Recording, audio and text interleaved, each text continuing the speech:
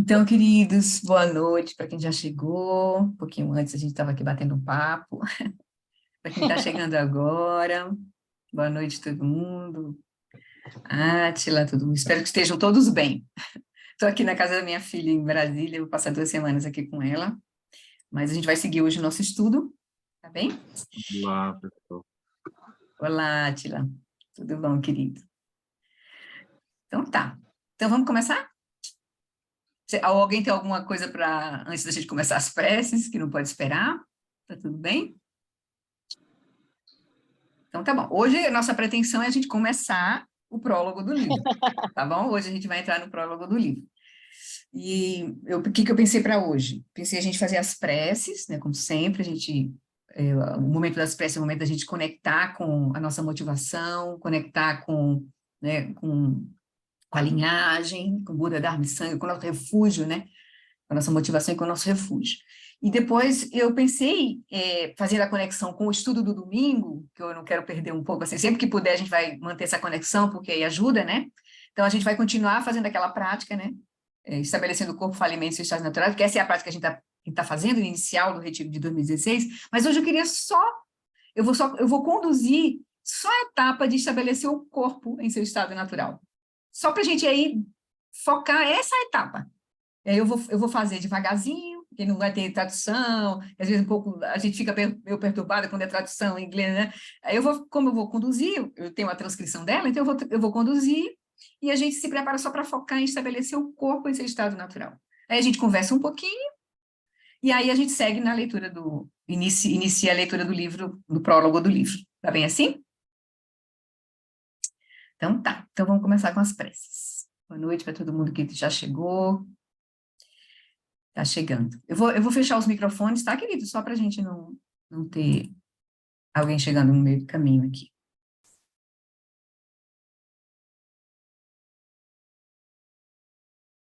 Deixa eu só ver se eu desliguei aqui o. Ah, desliguei, ok. Às vezes eu compartilho o som e tem algum aplicativo aberto aqui. Então, queridos, tragam atenção para o momento presente, onde vocês estão. Diante dessa figura de Guru Rinpoche, desde que as bênçãos da linhagem cheguem até nós, nos nossos corações e nas nossas mentes, nas nossas aspirações para o nosso encontro hoje. E como sempre, então, a gente começa, né, lembrando, né, da nossa motivação com os 4 pensamentos que transformam a mente, que dentro das práticas preliminares é a fundação comum a todos os ensinamentos, todos os caminhos do budismo. Então é sempre bom a gente lembrar.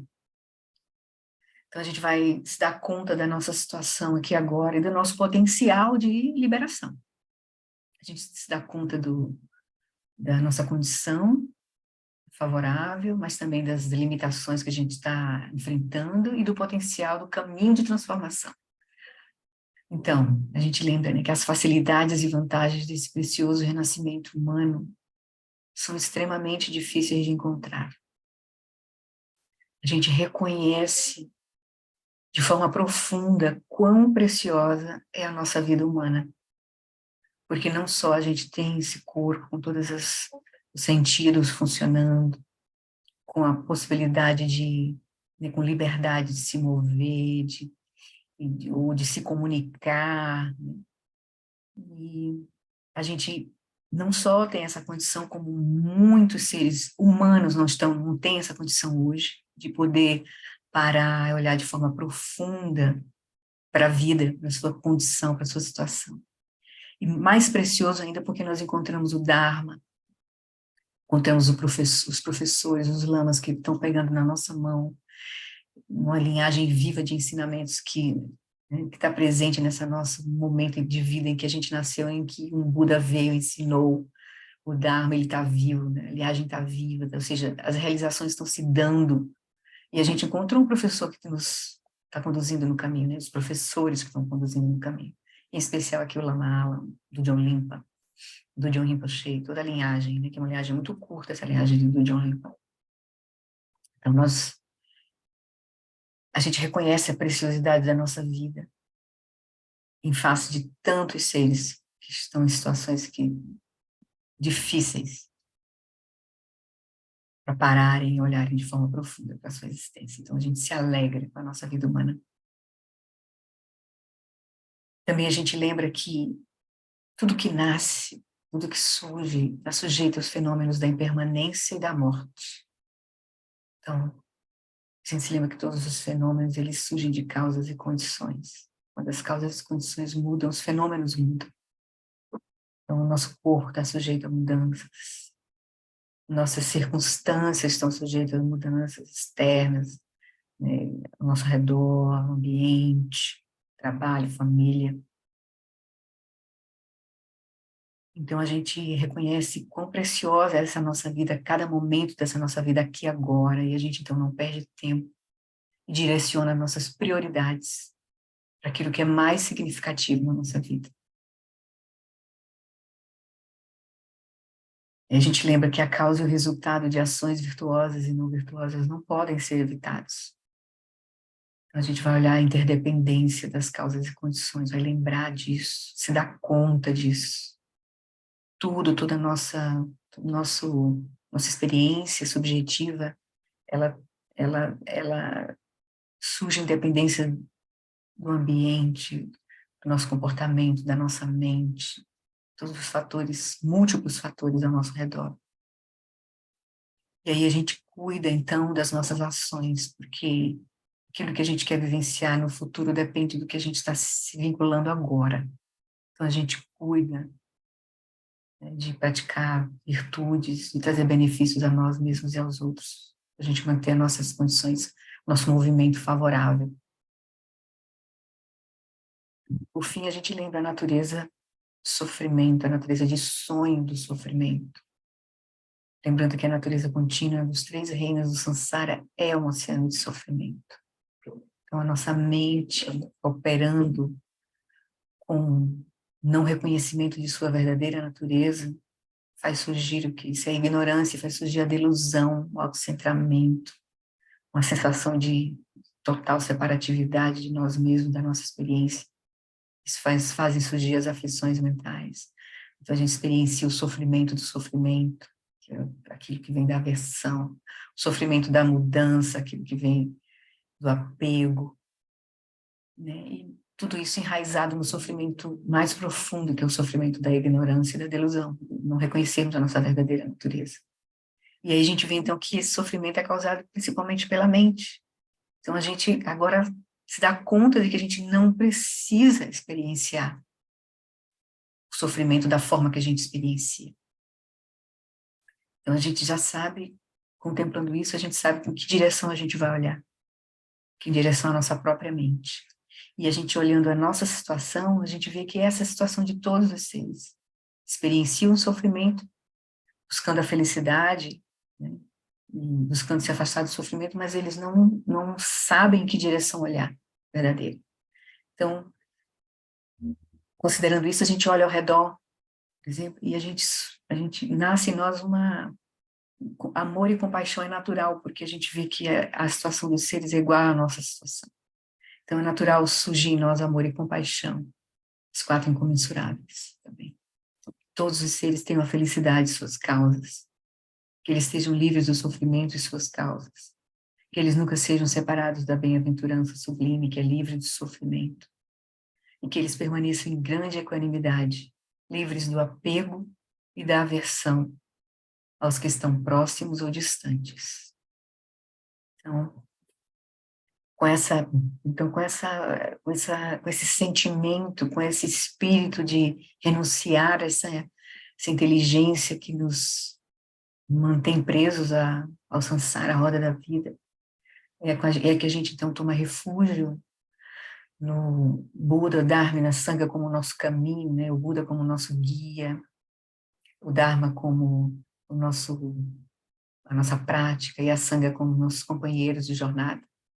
E na mente que busca o despertar para trazer benefício a todos os seres, que é a Bodhicitta. Então, no Buda, no Dharma e na excelente Assembleia da Sangha, até que alcance a iluminação, neles eu tomo refúgio. que através da minha prática das 6 perfeições, possam todos os seres sencientes alcançar o estado búdico. Sangye chodam saki chaknam lam janchu bardurani kyapsu chim dagi jinso gi personam kim drola pentir sangye druparsho Sangye chodam saki chaknam lam janchu badudani kyapsu chim dagi jinso gipe sonam kidrola pentir sangye druparsho. Para que a gente possa receber as bênçãos do nosso estudo, então a gente evoca a presença de Guru Rinpoche como um símbolo poderoso dessa mente lúcida que transcendeu a ignorância, a ilusão, que colocou em prática o Dharma do Buda e que atingiu tantas pessoas, tantos praticantes, e que hoje essa linhagem está viva, porque inclusive ele foi um dos professores de Dudjom Limpa, então a linhagem chega até nós a partir dos nossos lamas. Então, sentindo a presença de Guru Rinpoche e as bênçãos de Guru Rinpoche para a nossa prática, para o nosso estudo, a gente faz a prece de 7 linhas, uma vez em português, 2 vezes em tibetano. Hum, na fronteira noroeste de Odiana, no coração de um lótus, está sentado aquele renomado como Padmasambhava, que alcançou o espantoso supremo Siddhi e está cercado por uma hoste de muitas dakinis. Seguindo suas pegadas, dedico minha prática. Por favor, aproxime-se e conceda suas bênçãos. Guru Pema Siddhi Hum. A gente, no fundo, está pedindo que ele remova os obstáculos externos, internos e secretos para que a gente realize a mente, a nossa consciência primordial, que é inseparável da consciência primordial, e o Guru Rinpoche. Hum, Agenu Genu Jansam, Pema Gesadam Polam, Yasen Chagenu Druni, Pema June Jesudram, Kudu Gandru Mampekor, Kiki Jesudandru Kim, Jenge Lopti Sheksu So, Guru Pema Siji Hum, Wage Nyugi Jansam, Pema Gesadum Polam, Yasen Chagi Nyudrunye, Pema June Jesudram, Kudu Kandru Mampekor, Kiki Jesudadru Kim, Jingi Lapchi Sheksu So, Guru Pema Siji Hum.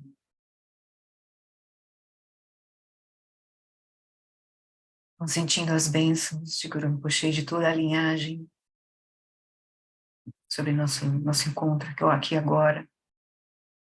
Então a gente pode convidar com total confiança o Guru Rinpoche para vir para o topo da nossa cabeça, olhando na mesma direção que nós. Ele se dissolve em luz, desce pelo nosso canal central, repousa em nosso coração. E a gente sente que a nossa mente e a consciência iluminada de Guru Rinpoche se tornam inseparáveis como água derramada na água.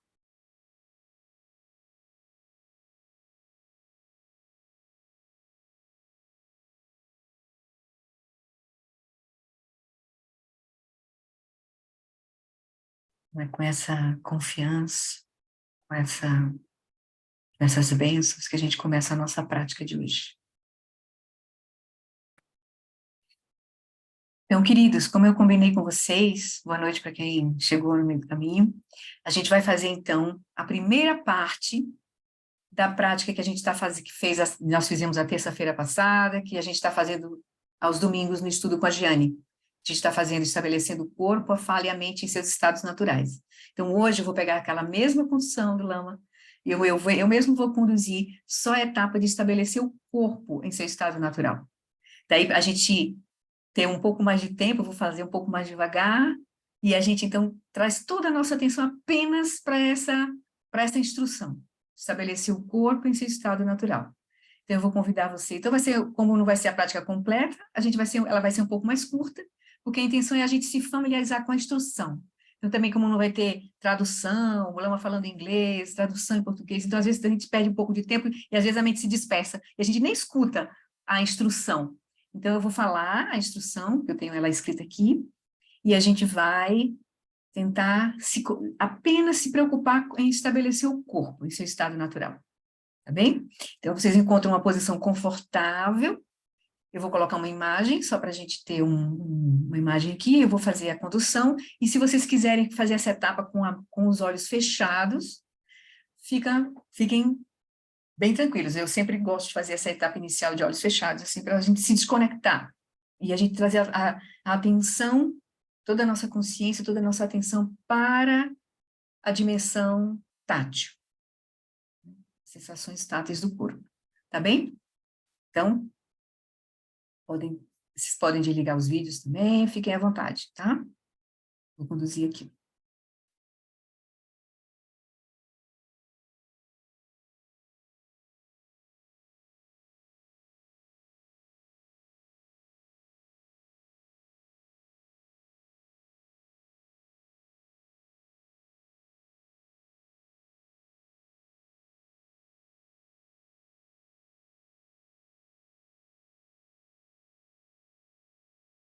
Deixe que o som do sino seja um sinal para você trazer atenção para o momento presente.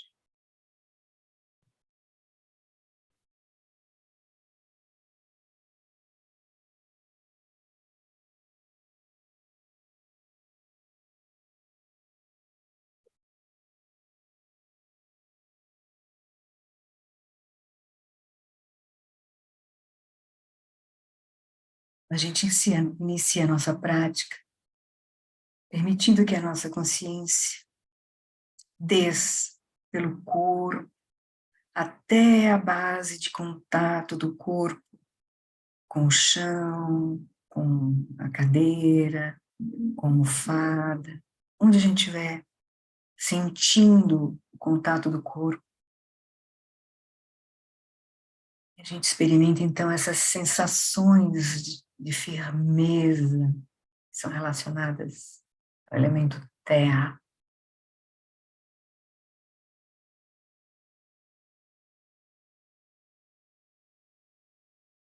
Apenas sinta essas sensações de contato do corpo com o apoio onde ele está experimentando.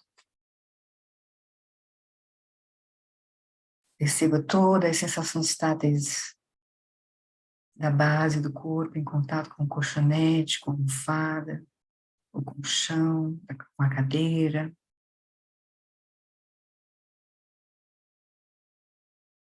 Deixe que a sua consciência permaneça no modo de testemunhar, sem pensar a respeito de nada, sem visualizar coisa alguma. Apenas sinta. Testemunhe as sensações táteis.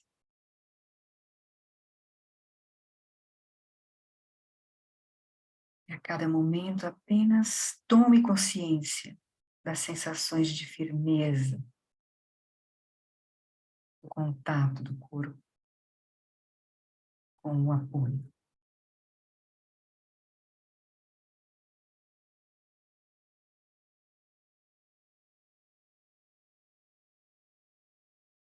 E aí, como uma fragrância preenchendo uma sala, deixe que a luz da sua consciência preencha todo o espaço do corpo, desde a base, onde você estava percebendo, do contato do corpo, até o topo da cabeça.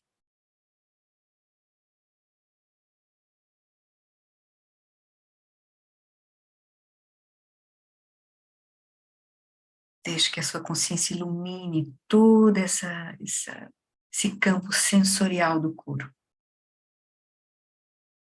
Desde o lugar onde ele está ancorado, até o topo da cabeça.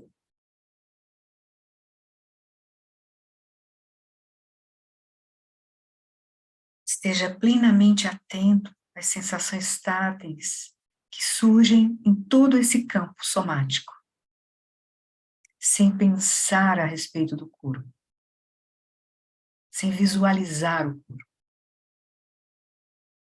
Apenas esteja consciente das sensações táteis do corpo, diretamente.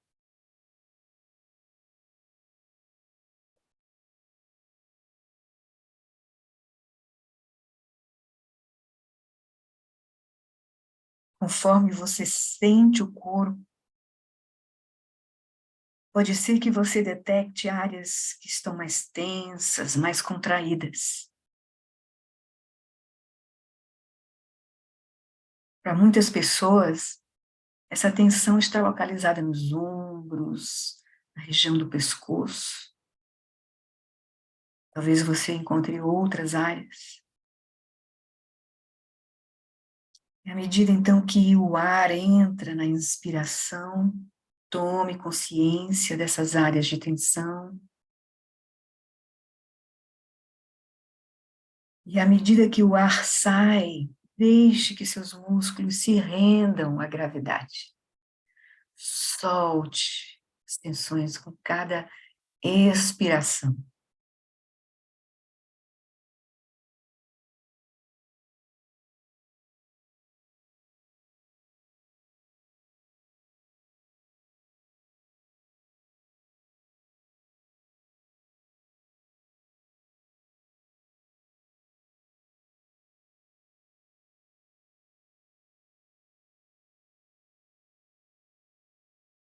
Agora, traga a sua atenção para os músculos da face, onde normalmente a gente acumula muita tensão. Solte os músculos ao redor da boca. Você pode, inclusive, deixar os lábios soltos e relaxados, se tocando levemente ou levemente entreabertos. Solte as mandíbulas.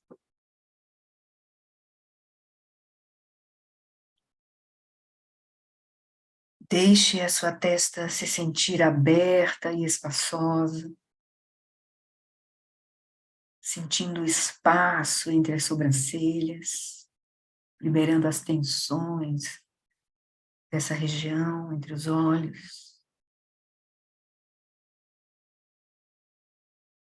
Solte os músculos ao redor dos olhos e solte os próprios olhos. Deixe que eles repousem internamente.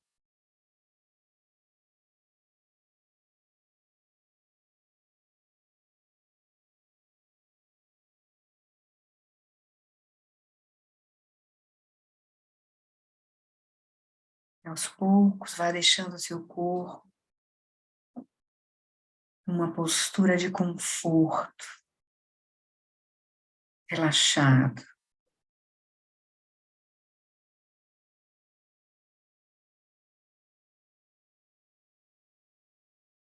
E quando o corpo está assim, em conforto, relaxado, é fácil manter o corpo imóvel durante uma curta sessão de prática.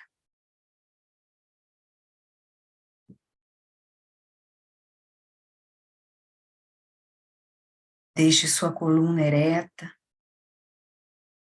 sem tensão, alinhada.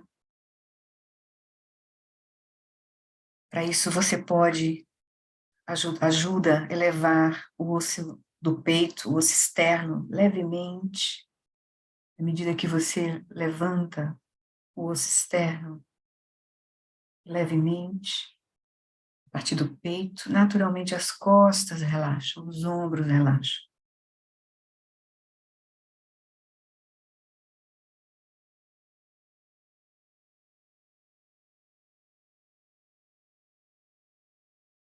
E aí os músculos abdominais, deixem eles soltos e relaxados. E assim, naturalmente, quando o ar entra, a sua barriga se estende. E à medida que o ar sai, ela volta a se relaxar.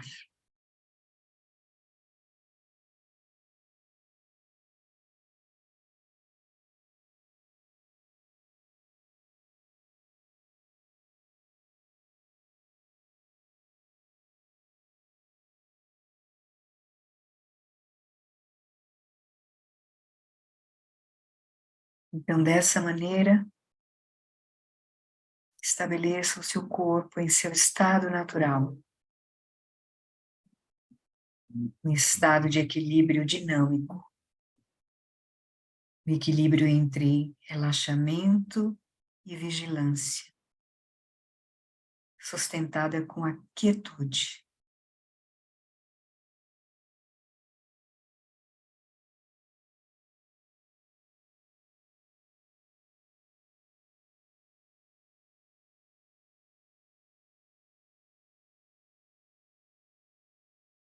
Permanecemos assim por alguns instantes, mantendo o corpo em seu estado natural, relaxado, quieto e vigilante.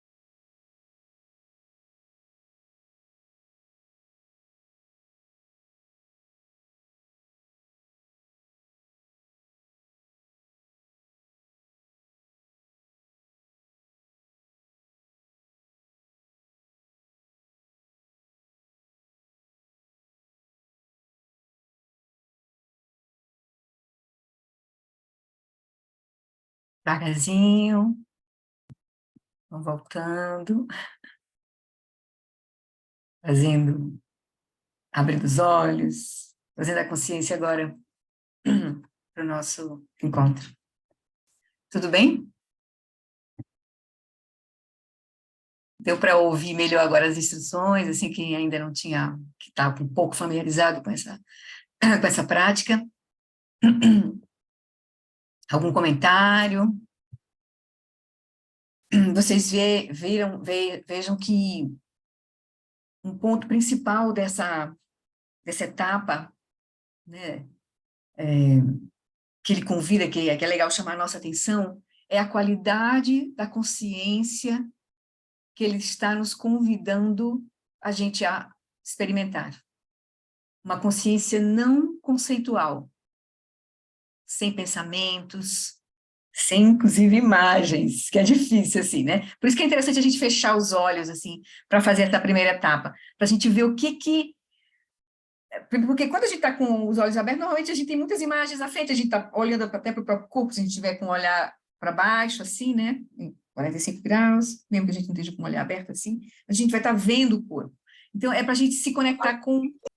Oi? Para a gente se conectar com as sensações táteis, com a consciência tátil, para a gente perceber o corpo, a partir da consciência tátil, né? Lembra que a gente tem as 5 consciências ligadas aos sentidos, né? Consciência visual, auditiva, tátil, olfativa e gustativa, e tem a consciência mental, que seria a 6ª consciência, certo? A consciência mental, normalmente a gente que dá sentido, significado às nossas experiências diretas, de percepção direta que a gente tem com as consciências dos sentidos físicos. Então, ele convidou a gente para a gente ativar o modo de testemunhar, né? De estar apenas com uma consciência que é testemunha, uma consciência não conceitual, uma consciência que percebe diretamente a experiência do corpo, certo? Sem conceitos, sem imagens. Então, bem legal, assim. Vinícius falando aqui também, acho. Ah, tá, foi bom. Pronto. Então, assim, é legal a gente fazer essas práticas por etapa, assim, para a gente se familiarizar. O Lama vai dizer que a gente vai demorar muito para a gente estabelecer o corpo em seu estado natural, depois de estabelecer a fala em seu estado natural. E a base, esses dois é que vão ser a base para a gente estabelecer a mente em seu estado natural.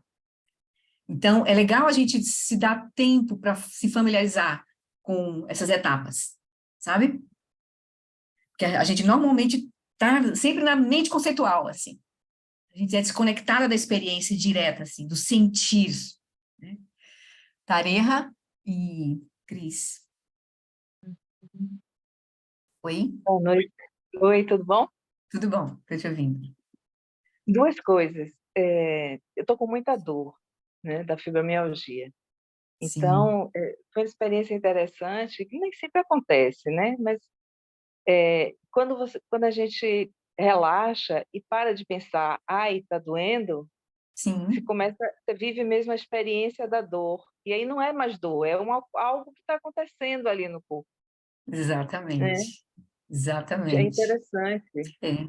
O Wing Rinpoche, que conta muito essa experiência dele ele não tinha a dor física, ele tinha dor, ele tinha pânico, né? Ele tinha os distúrbios do pânico. Quando ele começa a meditar e a treinar e a ver de forma profunda mesmo, o que é esse? O que era aquele pânico? Porque quando o pânico vem muito um reconhecimento da experiência, né? Aí você começa a fazer as associações, aí surge medo, surge um monte de coisa. Então, a mente conceitual toma de conta, sustenta o ambiente do pânico. Mas depois, quando ele passou a meditar e olhar, né, ouvindo as instruções do pai dele, tudo, dos mestres dele, ele começou a ver que o pânico era um conjunto completo, um fenômeno muito complexo. Aí tinha sensações físicas, tinha, né, vários tipos de sensações físicas, né, tinha respiração envolvida, tinha mente, tinha as histórias. Então, a gente decompõe a experiência em um conjunto de fatores, né? A gente tende a reificar as coisas, a fixar e reificar, dar nome, conceitos, e a gente se prende ali, né? É bem E interessante. a fibromialgia, eu acho que é interessante para fazer a prática, né? Porque ela dói em vários lugares. Não é como se você tivesse com uma dor na mão, que aí fica Sim, mais difícil, eu acho, é né? irradiada, né? Ela dá tipo, uma alfinetada no braço, na mão, no pé. Então é uma dor que anda, né? Ela vai circulando. Então eu acho que fica mais fácil para ver, você observa e sai, né? Assim, acho que fica Eu mais acho, fácil do que se fosse uma dor concentrada em um lugar só, com né? certeza. E eu acho É que deve ser muito interessante. interessante para você, inclusive, abrir essa tua experiência, né? De repente, você destrava processos que estão sustentando essa, né, esse fenômeno, né? Uhum. A gente está A chamando outra de coisa, fibromialgia, né? É um nome, fibromialgia é um nome, mas o que é, de fato, é, né? A experiência direta disso, né? Sim, a outra coisa que eu queria falar é que eu já ouvi essa instrução muitas vezes, né? E hoje que eu me dei conta de que você fala assim, estabelecer o corpo no seu estado natural, que é quieto, não vou lembrar, relaxado, relaxado, né? quieto e vigilante. E vigilante. Aí eu fiquei pensando, mas vigilante é a mente, né? Que fica, não Também, é o corpo. porque, na verdade, toda experiência, o que que é isso que a gente está chamando de corpo? É uma experiência da consciência, é a consciência iluminando as sensações táteis. Então, na verdade, toda a nossa experiência é a consciência. Por Uhum. isso esse aspecto de vigilância, né, aí, né? Uhum. Porque não tem nada que não seja que seja consciência experimentando, Uhum. né? Certo? É. Mas Obrigada. esse nesse sentido de alerta, de energia alerta, assim, né? Porque, Uhum. né, o corpo pode ficar pesado, é uma energia mais leve.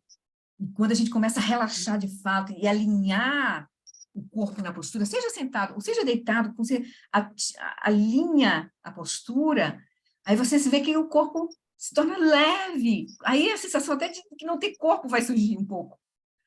Assim, É. fica muito, né, atravessada, iluminada assim, pela consciência, né? Uhum. Sim, Cris. Obrigada, Tareia. Vamos seguindo, vamos olhando, né? Eu Obrigada, estava Cláudia. agora com essa condução, né, que eu já tenho praticado bastante, mas eu consigo estabelecer o corpo no estado natural, consigo estabelecer a respiração no seu estado natural, mas a mente é muito difícil.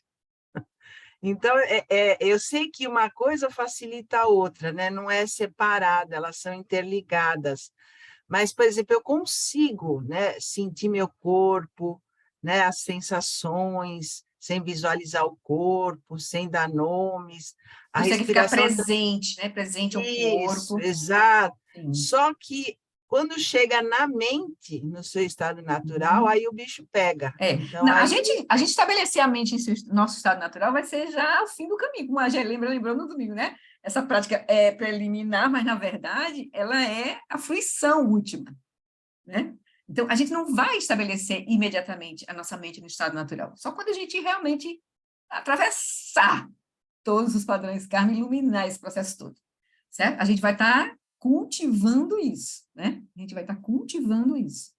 Né? A gente vai estar descobrindo as ferramentas para a gente estar presente, não só o corpo e as sensações do corpo, por exemplo, o corpo estando bem, até é fácil estabelecer, né? Não é ficar quieto, vigilante, relaxado. Mas se o corpo estiver doendo, com o pé machucado, com a fibromialgia, já não é tão fácil.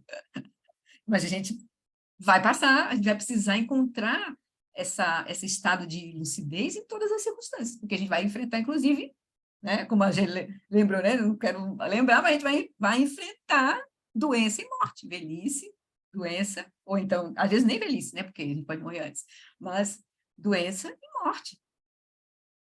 E a gente vai perder a lucidez, então a gente está treinando para isso. Então a gente vai, é devagarzinho, Cris, mas é legal, você já está vendo que onde tem os obstáculos, onde tem as dificuldades, porque exatamente a gente vai buscar aquilo que vai nos ajudar a remover esses obstáculos, né? Ou então, se a gente está fazendo a prática com alguma incompreensão ainda, né? Com alguma expectativa, com algum foco, com algum, né? Rejeitando a experiência, então a gente vai devagarzinho. Oi, Antonella. Oi, boa noite. Boa noite, querida. Florim, eu estou meio confusa.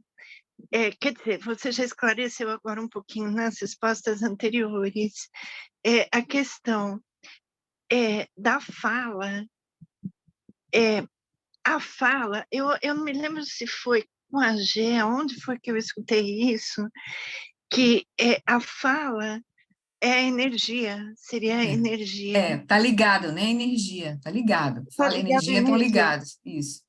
Mas a energia não é física? Não, mas tem Aí energia, tem vários níveis de energias, vários padrões de energia. Ai, esclarece isso para mim, Mas por assim, favor, que eu tô, agora, meio assim, atrapalhada. a gente não vai aprofundar agora aqui nesse tema, a gente estava querendo só focar o corpo nesse momento, certo? As sensações estáticas, a gente sabe como estabelecer, entrar em contato com o corpo. Aí a gente vai estabelecer, a energia tem energia mais grosseira e tem energia mais sutil, e tem energia muito sutil, tem vários níveis de energia. Tem energia mais grosseiras, que a gente sente no corpo, né, o lung, o chi, né, tem né, a própria respiração, a fala, por exemplo, a fala, eles falam que está muito ligada à respiração e ligada à energia, esse campo da fala. Por exemplo, a gente expressar a fala precisa de um movimento interno, assim, né? Então, tem uma energia mais grosseira, mas tem vários outros níveis mais sutis de energia. Mas vamos aguardar para a gente ver isso mais à frente. Então, só para a tua resposta seria, tem vários níveis de energia. Então, tem um nível mais grosseiro e tem níveis sutis e muito sutis. Por exemplo, tem uma energia ligada à mente que a gente não consegue nem perceber. Quando a gente começa a meditar e aquietar, a gente vê que um pensamento tem energia. Então, quando o Lama vai dizer assim, energia. tem uma energia muito sutil. A gente normalmente está mais ligado às energias mais grosseiras, né? Que a gente sente no corpo, Entendi. né? Entendi. É porque na hora que a gente coloca, assim, que eu me coloco, o corpo no meu estado natural, no relaxamento, do jeito que você conduziu, a sensação que eu tenho é que a energia da fala e da mente continuam lá, A gente dentro não do tava, corpo. E tá aí tudo o aí, tá corpo tudo é interligado, né? Não tá em dois lugares, a mente não está em outro lugar, tá tudo aqui, a nossa experiência está toda aqui junto conosco, né? O que é, né? Então, certo. mas agora a gente estava tentando soltar, a gente não estava falando sobre energia, nem sobre a mente, a gente estava só trazendo a consciência para o corpo, para essa Tá, experiência das sensações táteis do corpo, né? tá, Entende? tá bom. Esse campo de Obrigada. sensações táteis aqui, o campo de sensações Uhum. táteis.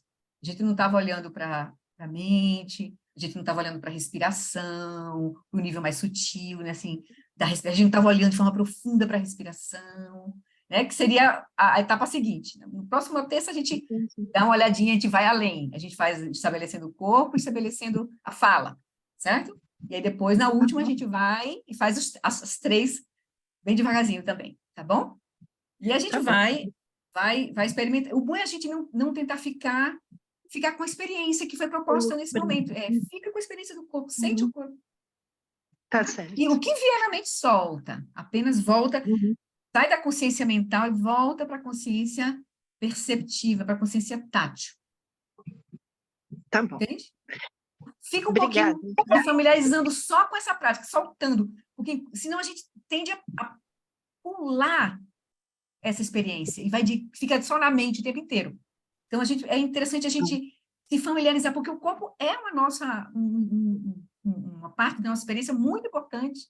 E é legal que a gente tenha essa intimidade com o nosso corpo. Entende? Tem uma relação mais lúcida com o nosso corpo. Então, é legal a gente se dar um pouco de tempo de olhar para ele, assim, de sentir o corpo. Sem pensar, sem elaborar, sentir o corpo. Né? Que Tá bom. exatamente a primeira etapa da prática que o Lama nos convida a fazer, estabelecer o corpo em seu estado natural, né? Tá bom? Mas Obrigada. obrigada, Tonela, obrigada também. Oi, Obrigada. Simone, depois a gente dá uma olhadinha aqui no chat rápido, para a gente começar a leitura do prólogo. Sim. Rapidinho, Flori, a prática que eles chamam de escaneamento corporal ou de varredura corporal, ela está ligada com essa coisa também, O né? body scan, né? O body scan. O body scan. É exatamente essa consciência tátil, né? O body scan, ele está ligado com uma prática que é um outro conjunto de ensinamentos que ele chama as 4 aplicações da atenção plena. Isso. Que aí seria a atenção plena ao corpo. Isso. Certo? Onde você daquele livro que eu te falei. realmente passa, você vai não só, você vai olhar, vai tentar sentir o corpo inteiro, assim, fazer um scan no corpo todo. Isso é atenção plena ao corpo. A gente vai experimentar o corpo como corpo. Uhum. Essa é a instrução do Buda Barria, né? Naquilo que é visto, deixa ver apenas o que é visto. Naquilo que é sentido, deixa ver apenas o que é sentido. Então, a gente, é como a Antonella, né? A gente foi um convite para experimentar o corpo, mas ela ficou um pouco na mente, um pouco, né? Na mente. Então, a gente está sendo convidado a sentir o corpo, primeiro, né? A gente vai gerar intimidade. Então, essa prática de Vipassana da tradição Theravada, que é as 4 aplicações da atenção plena, a gente vai olhar o fenômeno diretamente, assim. Corpo como corpo, atenção plena ao corpo, atenção plena às sensações, que aí está ligado a esse movimento sutil de energia, é um movimento sutil de energia, as sensações, que tem as sensações físicas e as sensações mentais, que a gente vai chamar de sentimentos, gosto, não gosto, né? Então, uma outra prática, então, aí a direção, nessa conjunto de práticas que é de Vipassana, da tradição Theravada, você aplica a atenção a esse campo de experiência. Então, você fica experimentando o corpo como corpo, as sensações como sensações, depois a mente como a mente, né? Esses fenômenos mentais, e depois todos os fenômenos como fenômenos, que aí seria a experiência completa. interna e externa, assim, enfim, né? Então, é uma prática de Vipassana. Então, olhar diretamente o ensinamento principal do Buda, né? Vipassana. Ver diretamente. Mas, para isso, a gente precisa de shamatha, que é de acalmar essa mente, principalmente, né, o corpo fala em mente, mas principalmente a mente conceitual. Ela nos arrasta o tempo todo, né? Tá bom? Então, deixa eu só dar uma olhadinha aqui rápida no chat. Boa noite. Vigilante. Uma capacidade de se mover a qualquer momento. Sim, esse Alexandre, o corpo vigilante seria nesse... Tá parado, imóvel, mas ele está vivo nesse sentido, né? Vigilante, ele está pronto, né? Para qualquer movimento dele, ele não está morto, né? Está vivo, né? Vívido nesse sentido, né? Energizado, né? Assim. Acho que não, até porque a autocobrança para ficar imóvel também agita e dispersa, né? Não é uma cobrança para ficar imóvel, na verdade, a imobilidade, ele vem do relaxamento, como ele disse, né? Porque ele está com o nosso corpo, a gente consegue ficar completamente relaxado, aí ele fica quieto. Não está forçando ele ficar imóvel, você está apenas relaxando, aí ele fica imóvel porque está relaxado, né? Aqui o Vinícius comentou um pouco aqui. Vinícius está aí? Não sei se ainda está. E o ideal é transformar qualquer dificuldade para realizar a técnica. Em parte da prática, se encontrar limão no shamatha, faça limonada. Isso aí já seria a atitude que a gente vai cultivar, uma atitude mais aberta, que acolhe toda a experiência. Agora nós temos sido convidados a acolher a experiência de estar no corpo. E aí, o que surgir, a gente simplesmente presta atenção e tenta relaxar. Porque pode ser que a gente não encontre relaxamento naquela sessão que a gente tá fazendo, mas a gente fica com a experiência. Simplesmente fica com a experiência, ilumina a experiência. Então, se está com dor, ilumina a experiência. Que é uma dor que te gera tensão, ilumina a experiência. Fica com aquela experiência. Né? Então, é nesse sentido, assim. Né? Aí pode ser que essa experiência arraste a nossa atenção ao ponto de a gente não conseguir seguir com as outras etapas da prática, mas está bem, porque você está ali iluminando a experiência, isso é muito importante. Né? A prática toda a prática principal a gente está acessando tendo consciência da nossa experiência. Então, nós estamos tendo consciência do corpo, consciência da energia e consciência da mente, né? Mas não é uma coisa forçada, é uma coisa que você vai atravessar de forma natural, assim. Então, à medida que a gente pode, os lamas falam de experiências de dor que estavam sentindo, que depois porque eles realmente relaxaram na dor, aquela experiência se transformou, entende? Se transforma completamente também. Né? Então, vai depender do nosso grau de atenção, né? E de desidentificação também, com as histórias que a gente sustenta, né? Então, se a gente está se desidentificando, está simplesmente ficando na experiência, é natural que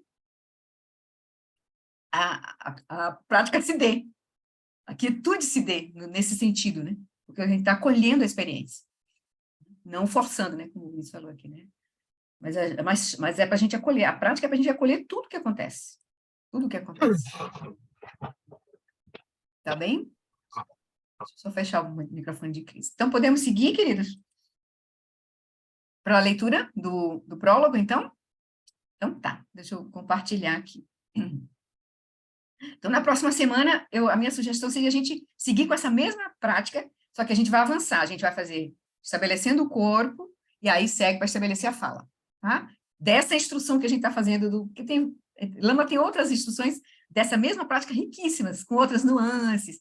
Então, eu vou seguir com essa primeiro, só para a gente explorar com calma a mesma instrução, que foi até o que o G sugeriu no último domingo, né? Que a gente olhe, volte, reveja de novo a instrução, entenda a instrução, para depois a gente nem precisar da instrução guiada, né? Que esse seria o ideal, certo? Então, eu vou seguir só com essa prática para a gente não perder, aí depois a gente faz outras conduções que ele trouxe dessa mesma prática, com mais nuances, que a gente vai ficar mais rico para nós, assim, tá bom? As possibilidades. Então, tá. Então, vou compartilhar o texto aqui. Então, a gente vai começar com o prefácio, né? E no prefácio, o Lama já dá assim, uma visão geral do texto. Então, nós estamos no livro Aquietando a Mente. Bem, queridos, quem ainda não tem, mas de toda forma, eu vou estar sempre usando o Kindle, então quem não tem um livro físico, acompanha por aqui. Tá bom? O Lama começa. Os estudantes do budismo tibetano no Ocidente têm sido extremamente afortunados nas últimas décadas por receberem ensinamentos de grandes lamas treinados no Tibete antes da ocupação chinesa comunista. Então, a gente teve essa sorte, né? A gente ainda teve, mesmo a gente estando recebendo os ensinamentos aqui no Ocidente, a gente conseguiu receber de mestres, né? Que receberam os ensinamentos de grandes lamas treinados no Tibete, né?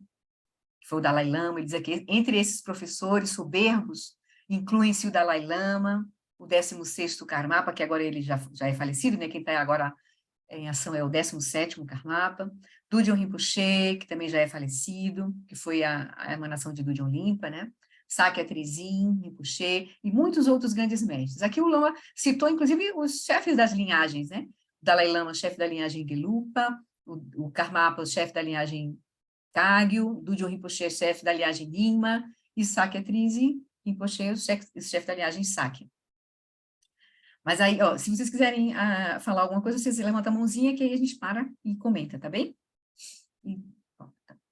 Ou ele diz, então, houve também um aumento gradativo do número de textos dessa tradição disponíveis em idiomas ocidentais. Então, o budismo tibetano, né, que chegou no Ocidente, né, nessas últimas décadas, principalmente por conta da invasão chinesa no Tibete, né, e para nós terminou sendo uma bênção, porque esses mestres chegaram para nós de forma muito rápida, né? Que a gente talvez nunca tivesse falado, né?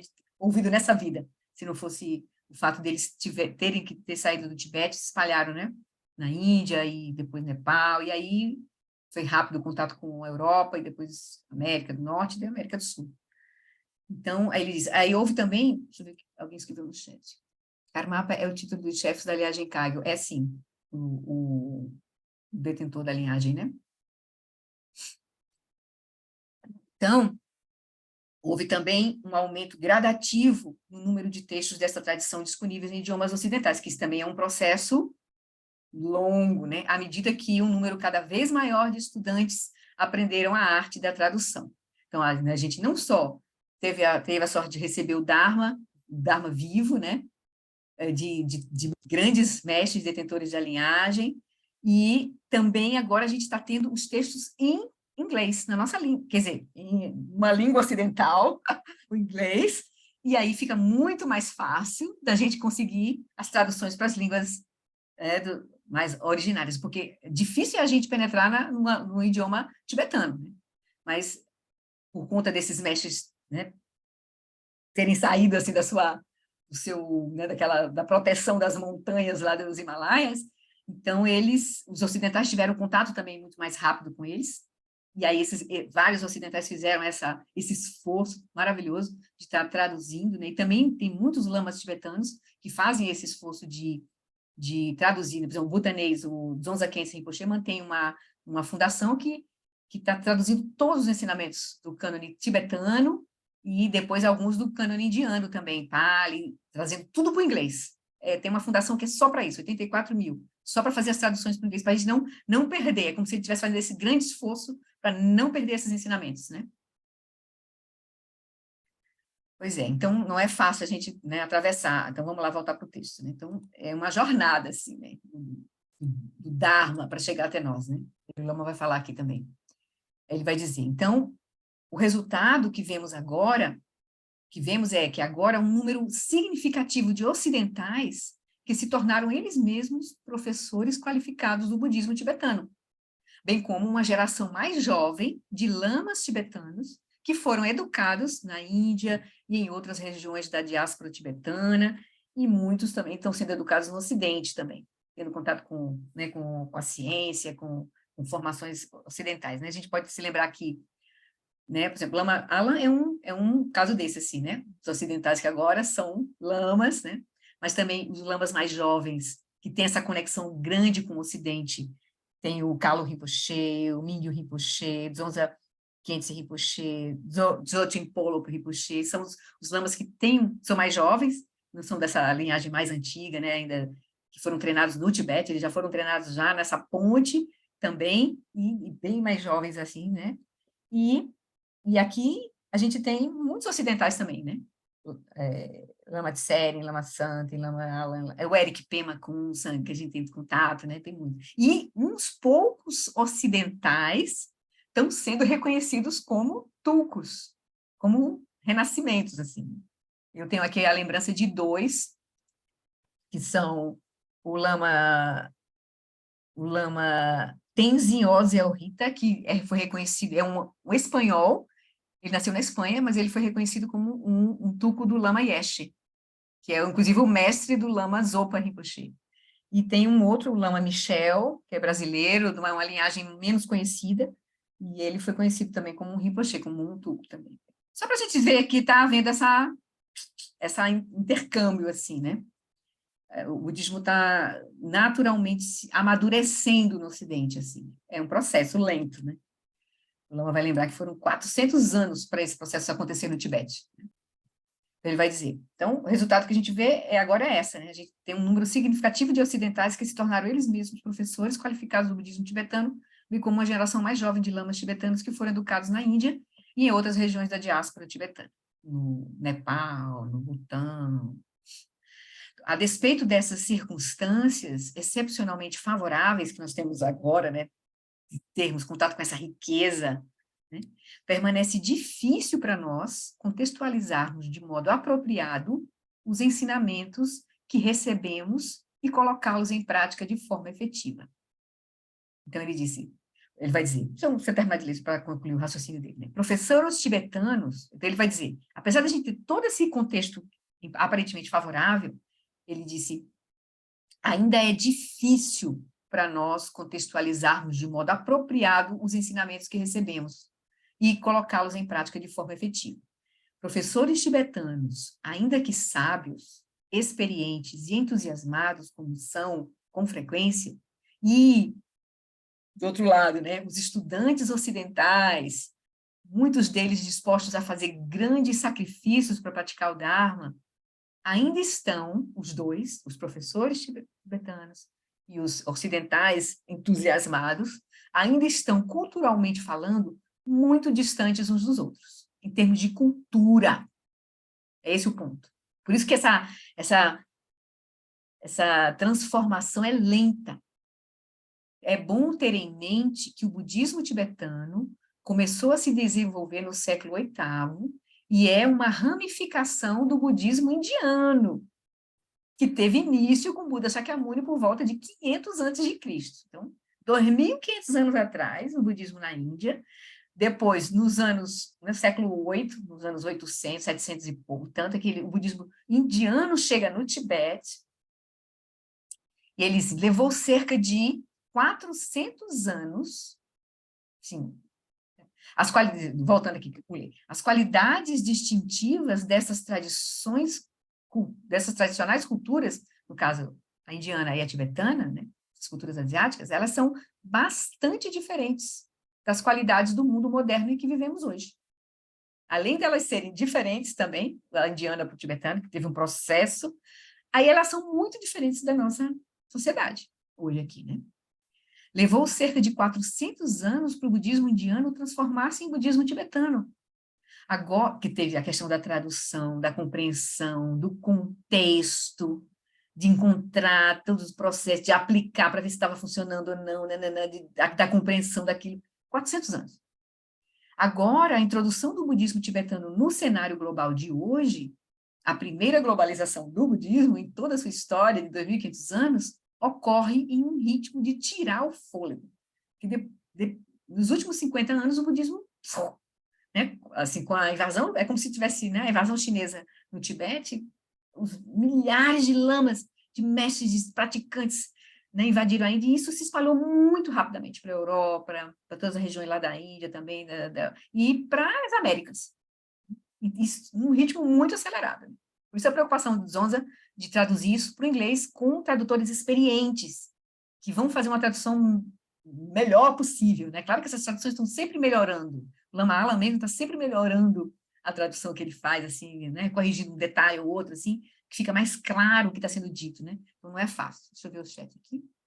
Alguns o chamam de budismo indo-tibetano, né?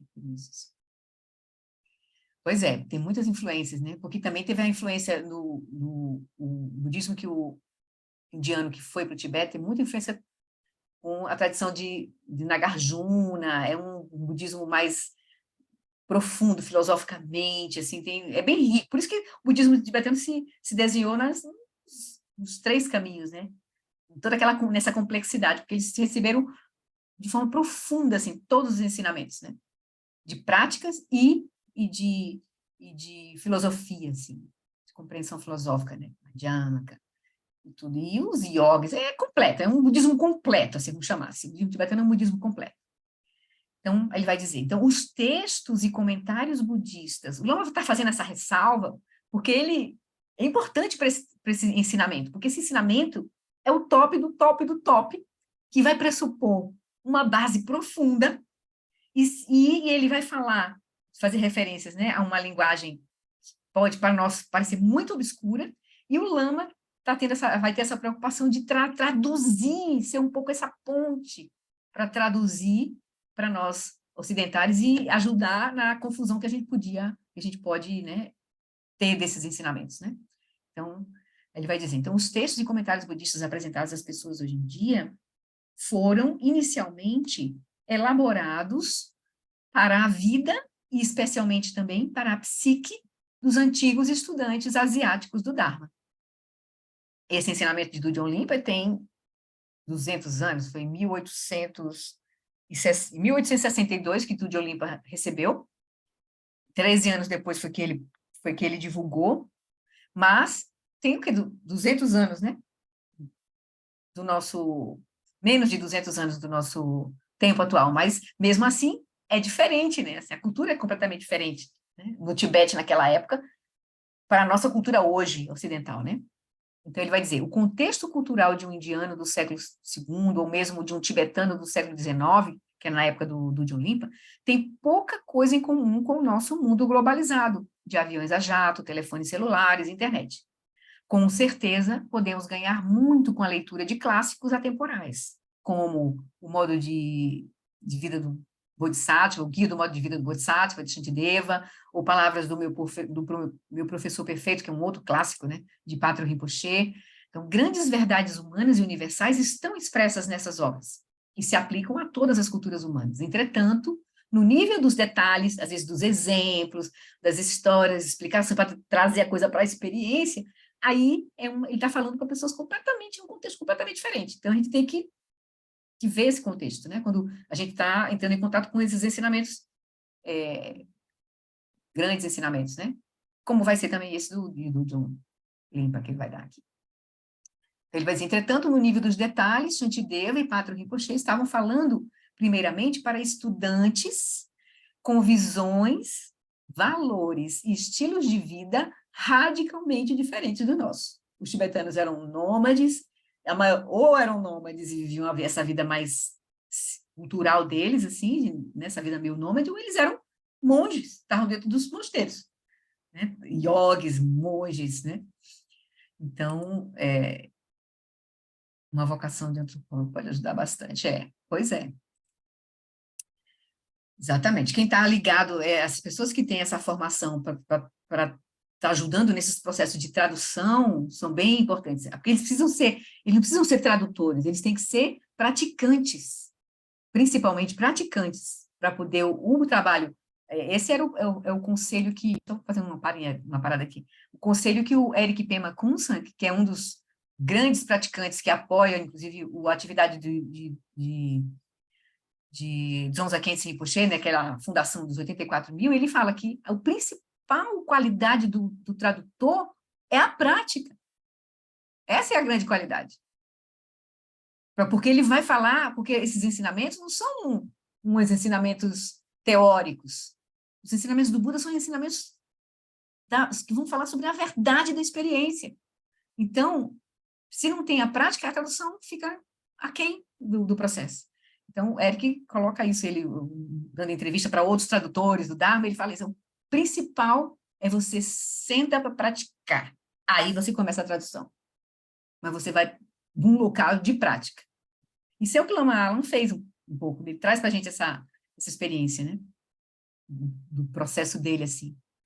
Então, por isso que o foco dele tem sido esses ensinamentos do livro, porque é aquilo que ele foi ensinado pelos mestres dele, é o que ele está praticando, né? Isso está sendo o foco dele de tradução, né? Porque não é um trabalho teórico, apenas teórico, né? Claro que se você tem outras habilidades, outras ferramentas, vão ajudar muito, como o Lama Alam tem, o conhecimento em filosofia, em física, isso ajuda muito, mas o principal é a prática, né?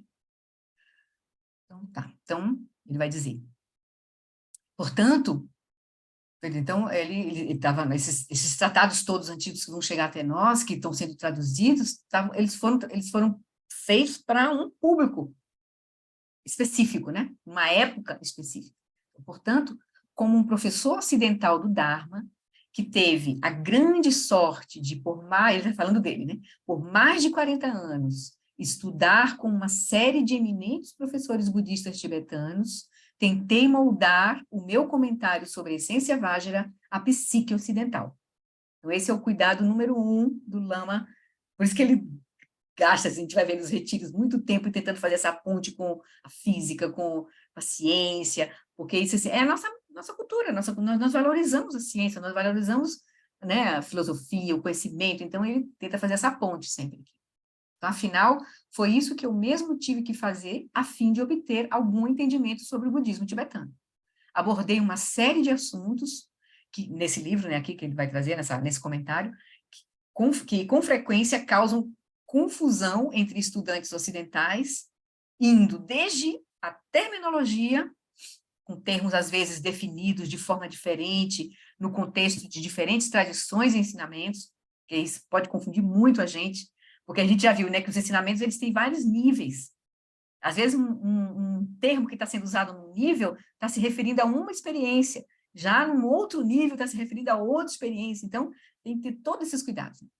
Então ele vai dizer, então eu abordei aqui nesses meus comentários, né, uma série de assuntos que com frequência causam confusão entre estudantes ocidentais, indo da terminologia à significância de técnicas específicas dentro de sequências importantes de prática de meditação. Então, o Lama diz que vai trazer um monte de coisa interessante para a gente. Isso que ele está dizendo aqui, né?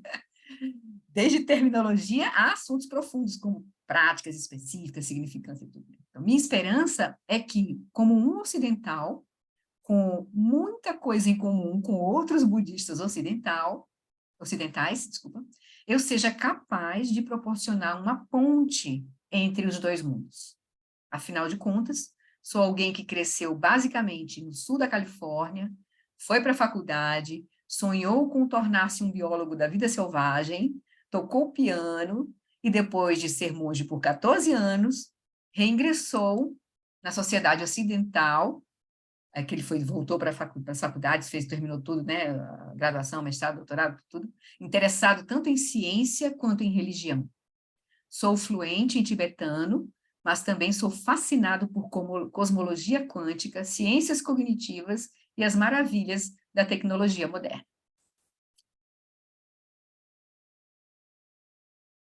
Sandra. David New. Deixa eu ver aqui, só parar um pouquinho só para a gente... Rita, quer falar alguma coisa, Rita? Eu coloquei no chat essa Alexandra Neir, eu li dois livros dela, ela no início do século XX... Ela foi ao Tibete, né?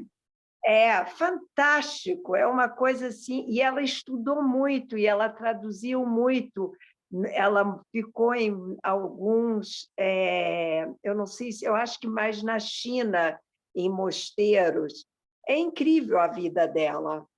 E Maravilha. É muito interessante essa peregrinação dela saindo da China, assim, porque ela era morena, e ela se fantasia de tibetana e consegue chegar em Lhasa.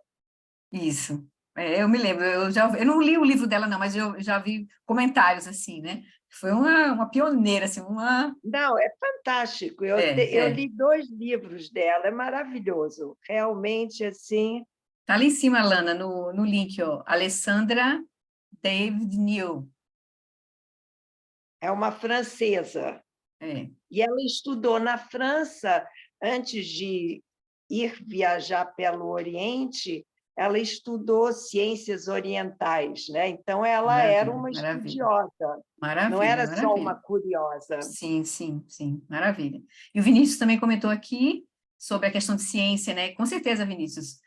O próprio Lama Alam, né, ele comenta assim, né, que dos encontros que o Sagdu, né, o Vinícius está comentando aqui, né, que a massa dos ocidentais valoriza o rótulo de ciência pelo status e enriquecimento que ele traz, ou por ver nele uma garantia de verdade absoluta, mas há pouquíssimos cientistas de verdade. Ciência exige autoconhecimento, inteligência emocional e autocrítica, com certeza. E o Lama Alam é um dos primeiros críticos aos cientistas, entre aspas, que se dizem cientistas, que participaram, inclusive, que não estão abertos, né? Estão completamente presos dentro dos seus mundos, das suas limitações, dos seus interesses também, que tem muita coisa de interesse na ciência, assim. E o Dalai Lama, nesses encontros, mais de 30 anos de encontro com os cientistas, ele viu que, a maioria, ele vê que os budistas têm um espírito mais de ciência do que os próprios cientistas das nossas academias, porque eles estão fechados nas suas metas, seus interesses, nas suas hipóteses, não são abertos não tem esse espírito de abertura, de verdade, de investigação mesmo, né? E é bem interessante, Vinícius. Vinícius está por aí, ou ele está falando aqui no chat, mas eu não estou vendo ele aqui. Ah, está sem câmera. Quer falar alguma coisa, Vinícius?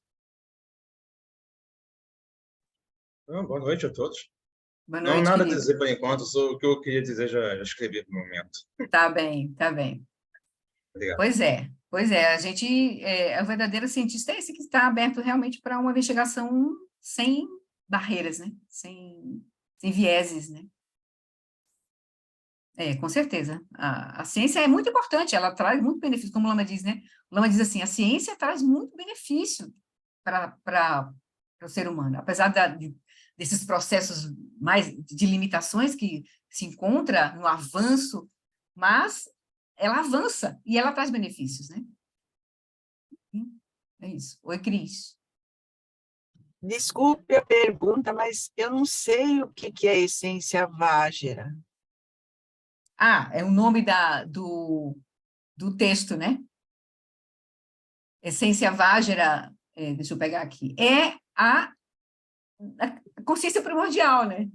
A essência Vajra, a qualidade da natureza última, que ela tem a qualidade do Vajra, né? Lembra aquelas 5 qualidades indestrutíveis do Vajra, né? É a essência da realidade, assim, né? Ela vai apontar para a natureza última da realidade, em suas qualidades, né? Então, tá. Então, vamos voltar um pouquinho mais para a gente seguir mais um pouquinho. Então, tem alguém com o microfone aberto. Aqui. Pronto. Então, vamos lá. Então, ele vai dizer, então, o Lama, ele fala um pouco dele, né, de que ele fez esse trabalho aqui, né, nesses últimos 40 anos, ele fez esse esforço de tentar fazer essa ponte, né, essa tradução dos ensinamentos para a mente ocidental, para a cultura ocidental, e ele é com esse espírito que ele vai trazer os comentários nesse livro, né, ele está dizendo isso. Então, o texto aqui apresentado, deixa onde a gente está, físico. Tá. Então, o texto aqui apresentado, A Essência Vajra, de Dudjom Limpa, um mestre do século XIX da ordem Nyingma, do budismo tibetano, é conhecido como Nelug Ranjung em tibetano, significando o natural surgimento da natureza da existência. Está aqui a sua resposta, Cris. Ele vai falar sobre a natureza da realidade, que vai ser a grande perfeição, né? Ver a realidade como ela é de forma profunda, né? O natural surgimento da natureza da existência. Essa nota aqui, ele só faz a referência ao título do texto, né? O título completo é A Essência Vajra, da matriz das aparências puras e da consciência primordial, um tantra sobre a natureza auto-originada da existência. Então, esse é o o conteúdo, o foco, a essência do texto, né? Ele vai falar da matriz de aparências puras e da consciência primordial, ou seja, a consciência primordial e tudo que surge dela, um tantra, ou seja, um ensinamento, né, profundo sobre a natureza auto-originada da existência. Então, esse é o conteúdo do ensinamento, né? Então, é um ensinamento ideal para solucionar alguns dos mal-entendidos comuns do budismo tibetano, visto que é uma prática, no caso, o texto todo, né? A gente aqui vai só, lembra que a gente vai ver somente uma parte, a parte 1. São 8 partes. A gente vai ver a parte 1, né? Aqui nesse livro. Ele vai dizer, é um ensinamento ideal para solucionar alguns dos mal-entendidos comuns do budismo tibetano, visto que é uma prática abrangente que pode levar uma pessoa desde os passos iniciais até a iluminação, em uma só vida. Então, é um caminho rápido, profundo, direto, né?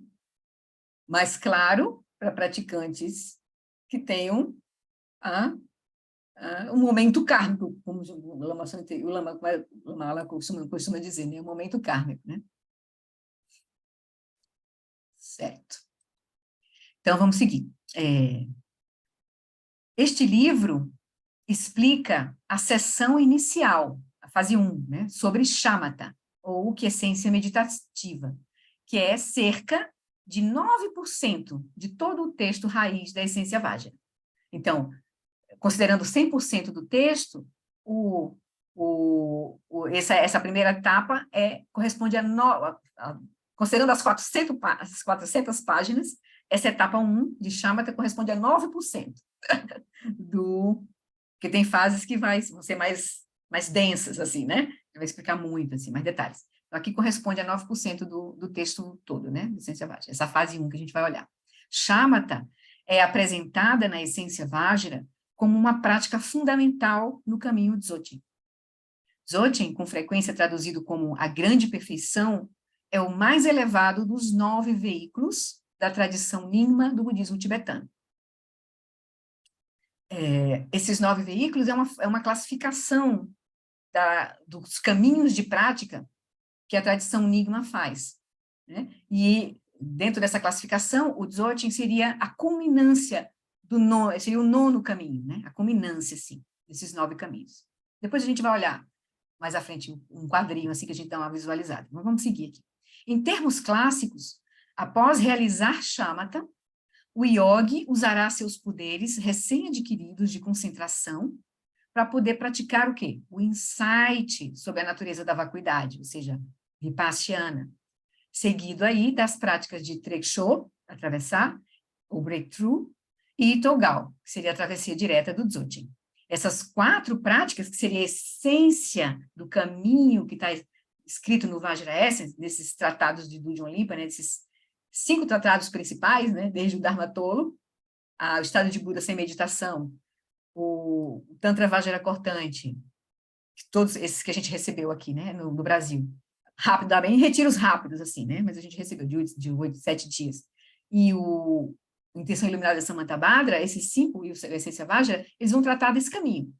Shamatha, Vipassana, Treksho e Togal. Essas 4 práticas compreendem o caminho essencial para a iluminação do ponto de vista Nyingma, da escola Nyingma. Claro, o próprio budismo tibetano tem várias escolas, várias classificações, vários caminhos. Como a gente viu, né, quem fez o estudo do budismo tibetano, a gente deu uma olhadinha nessas classificações, eles são um pouco diferem, né? Porque são perspectivas diferentes do caminho, assim, que levam à iluminação. Então, algumas pessoas vão se sentir beneficiadas por esse caminho, outros vão se sentir beneficiados por esse outro caminho, e assim vai, né? Ok. Então, vamos lá. Então, a prática do Dzogchen leva ao contato direto com a realidade, sem interposição da personalidade individual ou da sociedade. Aqui, eu interpreto aqui, né, porque o Lama não deixou claro o que ele quis dizer com isso aqui, mas para mim fica claro que a prática do Dzogchen leva ao contato direto com a realidade, ou seja, você encontra diretamente a fonte da experiência. Você não tem intermediários nesse processo, nesse sentido, certo? Sem intermediários. Porque, por exemplo, em outras tradições você tem intermediários, Salvador e tal, sem intermediários, né? Vamos chamar assim. Então, em suas várias apresentações, tudo bem até aí? Deixa eu só botar aqui, tudo bem? Então tá, então podemos seguir mais um pouquinho? Vamos lá. Então tá. Em suas várias apresentações, shamatha é usada para tornar a mente flexível e preparada para as práticas mais avançadas. Shamatha não é algo encontrado apenas no budismo, né? Então, ele quer dizer que em suas várias apresentações, inclusive em várias tradições, shamatha sempre é usada para tornar, é uma ferramenta. O Lama gosta de usar assim, uma tecnologia, é um instrumento, que aí você afia para você usar bem, né? Então, shamatha não é algo encontrado apenas no budismo. A prática de aprimorar as habilidades de atenção existe em contextos religiosos tão distintos quanto hinduísmo, taoísmo, cristianismo antigo e escolas sufis do Islã. Então, as tradições contemplativas são muitas. Então, aquelas que têm essa prática, né, essa prática de olhar internamente, tem a prática de shamatha nas suas tradições, né, de desenvolver a atenção, né, de aquietar. Dentro do budismo tibetano, a prática de shamatha mapeia os 9 estágios de desenvolvimento da atenção, nos quais os pensamentos arrefecem gradativamente, enquanto o poder de concentração é ampliado a ponto de se conseguir manter a atenção unifocada sobre um determinado objeto sem esforço por no mínimo 4 horas. Isso seria, assim, o padrão do treinamento de atenção geral, global, da tradição tibetana, né? Eles têm um mapa, né, de 8 estágios, a tradição indo-tibetana, né? De 8 estágios do treinamento da atenção, e a cuja culminância te coloca na possibilidade de você manter a atenção sobre um objeto sem esforço por no mínimo 4 horas. Isso seria, assim, o standard da coisa, assim. Você ter uma atenção treinada. Claro que isso pode aprofundar e melhorar. Então, a realização de shamatha é acompanhada por uma poderosa experiência de bem-aventurança, luminosidade e quietude. Então, as qualidades que a gente vai experimentar quando a gente estiver aprofundando, atingindo o shamatha, ou seja, deixando de dissolver essa mente grosseira e acessando o nível, a base, que é a consciência substrata, aquele nível, né, intermediário daquele modelo de consciência em 3 níveis que a gente viu na terça passada, né? Então, quando a gente está aquietando essa mente grosseira, então as qualidades da consciência substrato é bem-aventurança, luminosidade e não conceitualidade, quietude, né? Quietude, no sentido de não conceitualidade. Então, essas são as qualidades que a gente vai experimentar quando a gente estiver fazendo o processo de aquietar a mente, né? Aí, o Lama vai lembrar que shamatha requer condições mais adequadas do que a maioria dos outros tipos de meditação. Então, é um tipo de meditação que o Lama vai chamar que shamatha é como se fosse uma meditação que realmente é um retiro, porque você vai recolher a atenção grosseira das consciências sensoriais para a consciência mental, depois, tomando a mente como caminho, você vai recolher a consciência dos movimentos, das aparências mentais para a própria consciência. E aí nesse processo, você vai acessar a própria consciência substrata. Você vai aquietar e vai acessar a consciência substrata. Então, é um processo de recolhimento. Mas isso é uma etapa fundamental, mas é apenas uma etapa. É uma tecnologia, o Lama vai falar isso bem claro. Eu vou até passar um videozinho rápido do Lama, que ele fala assim, um pouquinho das qualidades, o que é shamatha, né? A gente vai preparar nossa mente aí para a prática principal, que é a expedição. Ele vai chamar. As práticas de Vipassana é como se fosse uma expedição, a gente vai ao encontro das aparências, a gente vai iluminar as aparências, mas aí com essa mente que está ancorada nessa quietude, que é shamatha. Daí, na verdade, a gente vai unir shamatha e Vipassana no processo da lucidez. A gente vai precisar das duas práticas, né? Nunca vai abandonar essa quietude. Essa quietude é que vai dar, como se fosse um microscópio bem posicionado, bem ajustado, que vê claramente, ou um telescópio que vê todas as galáxias, né? Assim. Então, mas aí a gente vai para a prática de Vipassana, que é a expedição, que é realmente olhar diretamente para a realidade. Olhar para o corpo, olhar para as sensações, olhar para a mente, olhar para todos os fenômenos. Né? São as práticas de Shamatha, né? Mas ele diz, então, Shamatha requer condições mais adequadas do que a maioria dos outros tipos de meditação. Você pode, por exemplo, praticar Tonglen, que é aquela prática, né, de receber o sofrimento dos outros e oferecer felicidades a ela, usando a própria respiração, né? Inspira o sofrimento, expira a felicidade. Você pode praticar Tonglen muito bem, enquanto assiste ao noticiário. Você pode estar vendo aquelas imagens e estar fazendo Tonglen ali, né? Ou, então, as 4 incomensuráveis, praticar a bondade amorosa, compaixão, alegria, equanimidade, também podem ser praticadas mesmo em uma avenida movimentada. Você pode também cultivar Vipassana em qualquer lugar, que é essa prática de olhar da expedição, de olhar profundamente, né? Tudo. De fato, muitas outras práticas podem ser feitas sob circunstâncias variadas. Entretanto, se você deseja aprofundar Shamatha até chegar à sua base, ou seja, até chegar à consciência substrato que atingir Shamatha, isso requer um ambiente favorável e sereno, uma boa dieta, exercícios adequados e poucas preocupações. As condições internas necessárias essas aí são as condições externas, né? Precisa ter um ambiente favorável, sereno, boa dieta. Depois o Lama deve falar um pouco mais à frente, mas nos outros livros ele sempre toca esse assunto, né? As condições internas e externas para a gente praticar Shamatha, né? Porque é uma etapa que precisa uma condição especial de prática. As condições internas, então, e aí as externas são isso aqui, né? Um ambiente favorável, sereno, uma boa dieta, exercícios adequados e poucas preocupações. As condições internas, que também precisam acontecer, né? São um mínimo de desejos, poucas atividades e interesses, contentamento, ter uma maturidade no processo, né?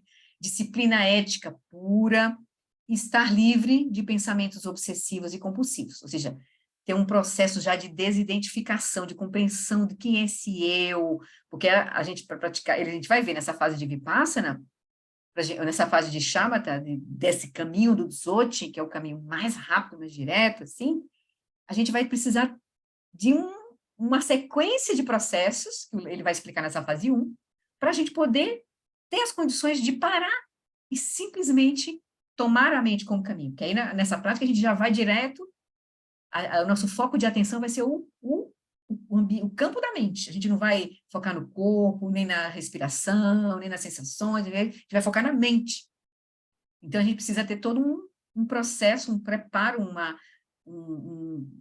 uma visão mínima do que é essa mente. Ele vai dar todo um conjunto de ensinamentos antes dele explicar a prática propriamente dita, se você está pronto para a prática propriamente dita, certo? Senão você não vai ter as condições internas para praticar, né? A gente vai estar liberado dos apegos, né, obsessivos, né? A gente não vai ter contentamento, então a gente vai estar muito ligado, fixado ao samsara. Isso impede a gente de praticar, né? De gerar as condições internas para realmente fazer esse processo de atravessar essa mente grosseira para a consciência substrata. Eu acredito que, hoje em dia, a realização de Shamatha é tão rara porque essas circunstâncias também são muito raras. Não é fácil encontrar as condições externas e internas adequadas para fazer essa prática, né? Para cultivar isso, cultivar essa atenção. Então, é difícil encontrar um ambiente propício para praticar por um longo tempo e sem interferência. E ainda é mais difícil ter isso e acesso a amigos espirituais adequados para o apoio e orientação que a gente vai precisar. Portanto, se é difícil reunir as causas, o resultado, seria o atingimento de Shamatha, também é raro. Apresentei, não é que ele seja impossível, é porque a gente não tem a gente não está reunindo as condições externas e internas para isso acontecer, né? Ele vai lembrar aqui que apresentei um guia detalhado para a prática geral de Shamatha em um livro anterior, chamado A Revolução da Atenção, de 2008, né? Então, dando um stop aqui, e trazendo para vocês aqui só uma pequena visão desse treinamento de Shamatha, nesses 9 estágios, rapidinho, e aí a gente vai ver um videozinho do Lama, ele falando o que é Shamatha, só para a gente se lembrar, ouvindo o Lama, assim, é legal a gente ouvir o Lama, né? Um vídeo de menos de 2 minutos, tá bom? Então, eu vou mostrar aqui para vocês o quadrinho, para quem nunca viu e não tem o livro dos 9 estágios, né? Então, no livro A Revolução da Atenção, o Lama traz, como ele diz, o desenvolvimento geral de Shamatha no budismo tibetano, né? Aqui no treinamento que a gente vai ver na fase 1 do Vajra Essence, a sequência é diferente. Ele não vai usar os 9 estágios, ele vai usar 4 estágios, certo? Com um prévio, que é o reconhecimento. Eu vou mostrar aqui para vocês aqui. Então, aqui, esse é o treinamento geral de Shamatha. Veja, tem 9 estágios, a gente vai desde atenção dirigida, atenção contínua, atenção ressurgente, atenção constante, atenção disciplinada, atenção pacificada, atenção plenamente pacificada, atenção unifocada, equilíbrio da atenção. Aqui, a gente vai... os desequilíbrios que a gente vai encontrar, por exemplo, nos 3 primeiros estágios, é a agitação grosseira. No 4º estágio, é lassidão grosseira e agitação média. No 4º e 5º estágio. No 6º estágio e 7º, é lassidão média e agitação sutil. No 8º, a gente ainda tem impulsos latentes de lassidão e agitação sutis, e no 9º, as causas desses desequilíbrios permanecem latentes. Então, é um processo gradual de aquietando a mente. E aí, eles têm uma imagem que eles usam, né, para esses estágios, que ele diz assim, os primeiros 3 estágios, o fluxo de pensamentos involuntários é como uma cascata. A gente vai ver a confusão da nossa mente. Por isso que, acho que alguém pergunta, não, chega na mente, eu estou vendo tudo. Mas é porque a gente vai ver mesmo. A gente não estava prestando atenção, a gente vai ver, né? Parece até que a coisa piorou, não, é porque a gente agora está vendo o que está acontecendo na nossa mente. Então, veja, mesmo nos 3 primeiros estágios, a experiência que a gente vai ter, a qualidade da experiência é de movimento, a gente ainda vai ter o fluxo de pensamentos involuntários, é como uma cascata. Eles vêm sem a gente controlar, né? Certo? Depois, no 4º e 5º estágios, o 4º, 5º e 6º estágio, a gente começa a ter realização. A qualidade da experiência agora é de realização, de quietude. Mas aí, no 4º e 5º estágio, os pensamentos involuntários agora já são como um rio descendo, desfiladeiro, rapidamente. Já melhora um pouco o fluxo, mas eles vêm. Mas não é mais uma cascata, é como um rio descendo, um desfiladeiro, rapidamente, né? Depois, no estágio 6 e 7, os pensamentos involuntários são como um rio atravessando um vale lentamente. Então, aqui é uma cascata, depois é um rio descendo assim, um desfiladeiro, ainda tem né? Mas aqui é como se fosse o rio descendo, um vale. Então, o fluxo já está mais calmo. E aí, no 8º estágio, é que a mente conceitual discursiva é calma como um oceano sem ondas. E no 9º, a mente conceitual discursiva é calma como um Monte Meru, imóvel, bem quieta. Só para a gente ter uma ideia, assim, né, do processo. E o Lama diz, assim, num recente vídeo que eu vi deles falando sobre meditação, ele diz, para a gente praticar na nossa vida comum, sem estar em retiro, nessas condições que ele falou, né, umas condições favoráveis, realmente, para a gente focar no atingimento de Shamatha, e tendo as instruções internas, e tendo também as condições internas, se a gente está praticando na vida, ele diz que a gente consegue praticar até esses 3 níveis aqui. A gente ainda continua esse processo, a nossa experiência é de movimento. Mesmo a gente praticando diariamente, a gente vai ter essa experiência de movimento constante. Para a gente realmente passar para a realização, familiaridade, quietude e perfeição, a gente precisa estar num ambiente favorável para a prática realmente acontecer. Entende? E aqui no nosso deixa eu só... Peraí, deixa eu só tirar aqui, quando eu não consigo ver aqui o menu para eu... Tudo bem, queridos? Interessante, né? Só para a gente fazer essa comparação. Esse aí é o desenvolvimento bem gradual. em 9 estágios, que não vai ser o processo que vai ser, a gente vai olhar no Vajra Essence, certo? Na fase 1. Na fase 1, o que a gente vai ver vai ser esse aqui. Só para, eu gosto de mostrar, porque eu tenho um processo muito visual, assim, sabe? Então, eu acho bom ver as coisas, assim, do que está falando, assim. Não sei se é bom para vocês isso, mas isso vai me lembrando e eu vou fazendo, juntando fichinhas, assim, né? As fichas vão caindo um pouquinho. Então, só para mostrar para vocês como é que é o esqueminha rápido da nossa fase 1. Na nossa fase 1, em relação à prática de Shamatha, mas antes do John Limpa começar a falar sobre a prática de Shamatha, ele vai dar umas instruções preliminares antes, certo? Prévias antes, que a gente vai ter que fazer. Mas aí, quando ele vai começar a falar sobre a prática de Shamatha desse caminho, que é tomar a mente como caminho, ou tomar a mente impura como caminho, ou estabelecer a mente em seu estado natural, ele vai dizer, de primeiro vai reconhecer claramente a quietude da consciência e os movimentos da mente, e depois vamos cultivar os 4 tipos de atenção plena.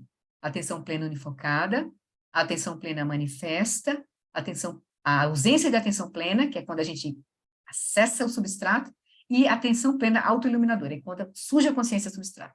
A gente olha diretamente para a consciência substrata. Aí é que a gente atinge Shamatha.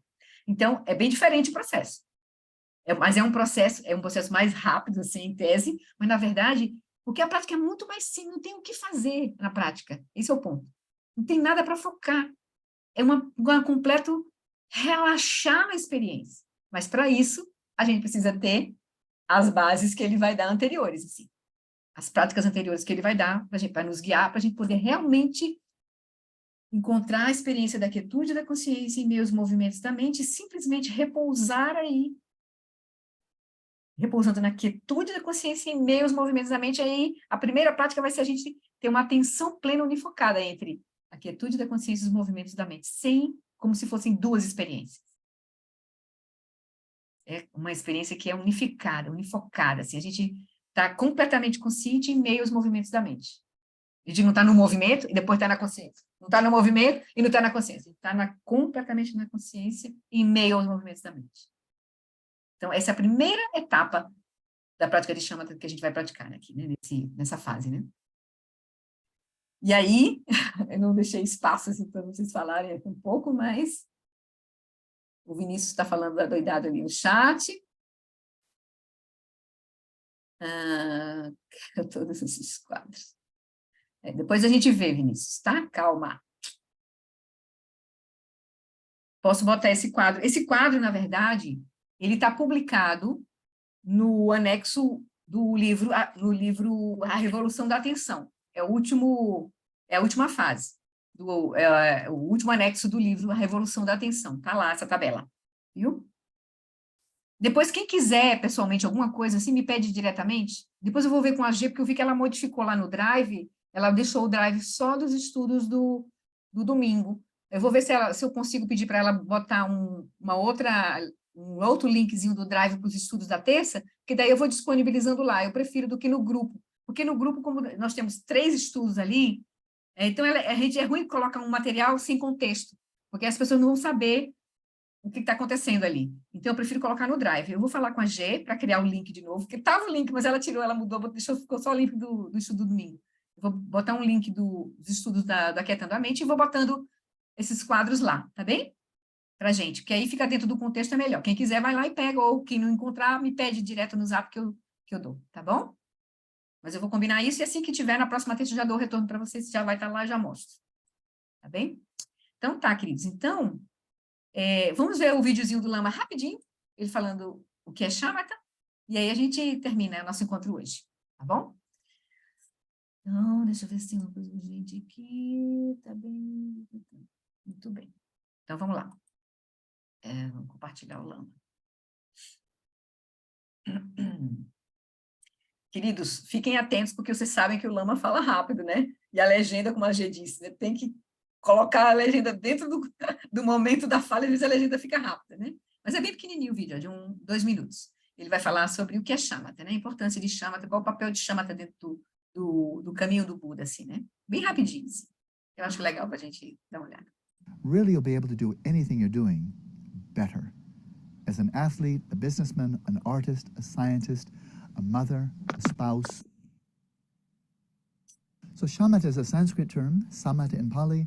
The word literally means simply quiescence, tranquility, serenity, calm presence or peaceful presence. But that's just the etymology. What shamatha is referring to, this term, is an array of methods that are designed to develop your attention and metacognitive skills. Attention skills, so that whatever you wish to attend to, whatever it may be, with no exceptions, you can do so without tightening up, getting restless, getting constricted, stressed out. Maintain a sense of ease and looseness. You can maintain continuity of attention and vividness of attention. So it's attention skills, and in order to develop your attention skills through the methods of shamatha, you must be also honing your metacognitive or introspective skills so you can recognize when your mind is becoming distracted or dull. It's quite universal. Contemplative traditions around the world, without using the term shamatha, all contemplative traditions have recognized you've got to learn how to really focus and stay focused in any type of contemplative practice. So that's true for really all contemplative traditions. Buddhism is exceptionally rich in this regard. So shamatha I regard as contemplative technology. It entails no belief system, no commitment to any ideology or institution or any group. It is simply a way of refining the mind in very specific ways that make the mind serviceable, flexible, supple, malleable, and useful for all types of activities.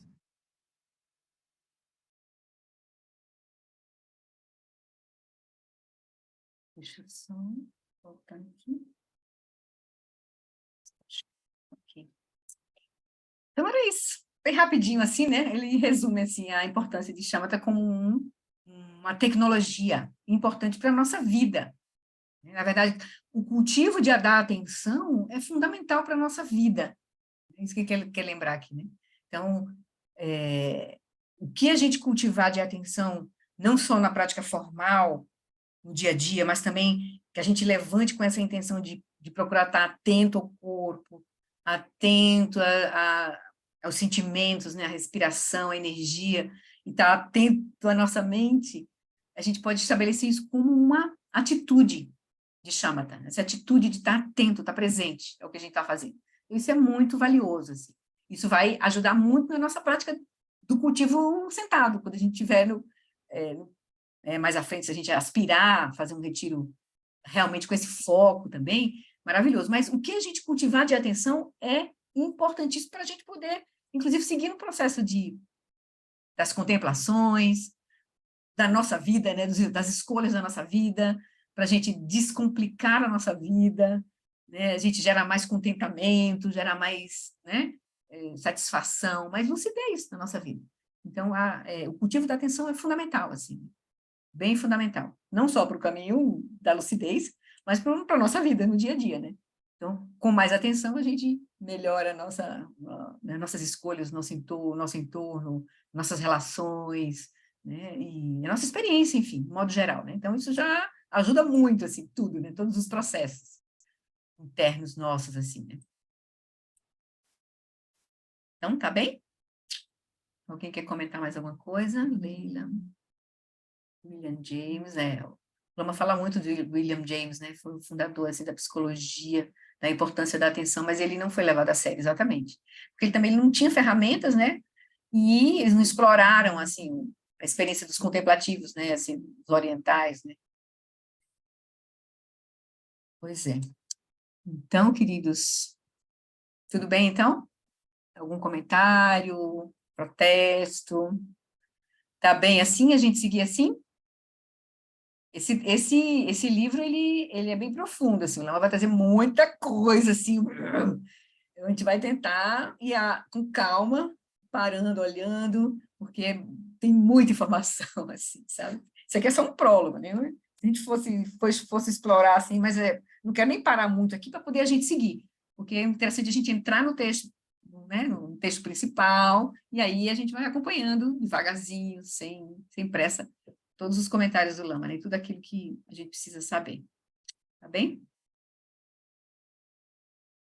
Deixa eu só ver aqui se tem alguma coisa. Isabela, esse tema de Shamatha e Mindfulness, mais à frente o Lama vai Eu acho que ele vai, inclusive, falar bem isso no Investigando a Mente, assim, ele faz uma introdução bem interessante, assim, bem rica, assim. É porque o movimento mindfulness, ele tenta ficar apenas buscar a atenção do momento presente, o foco na atenção no presente, uma atenção pura. E já a prática de shamatha é a gente encontrar a natureza da experiência, a base da mente, com completa lucidez. Então, a gente vai iluminar a experiência de forma profunda, da própria natureza da mente, né? Eu parei na página do livro físico, página 13, Antonella, página 13.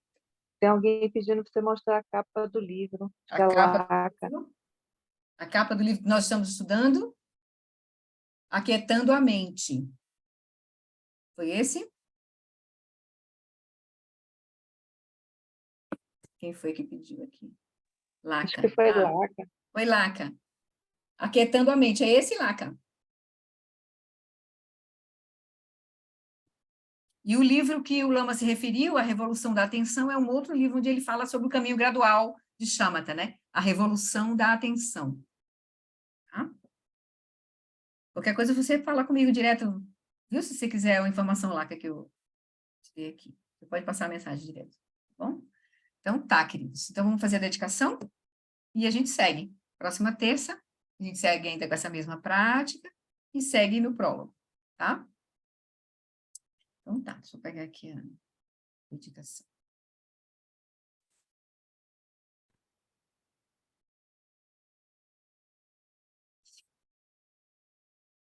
Por esta acumulação de méritos, possa eu obter a onisciência que tudo vê, e possam todas as falhas ser superadas. Que das ondas revoltas e turbulentas do nascimento, velhice, doença e morte deste oceano samsara, possa eu liberar os seres.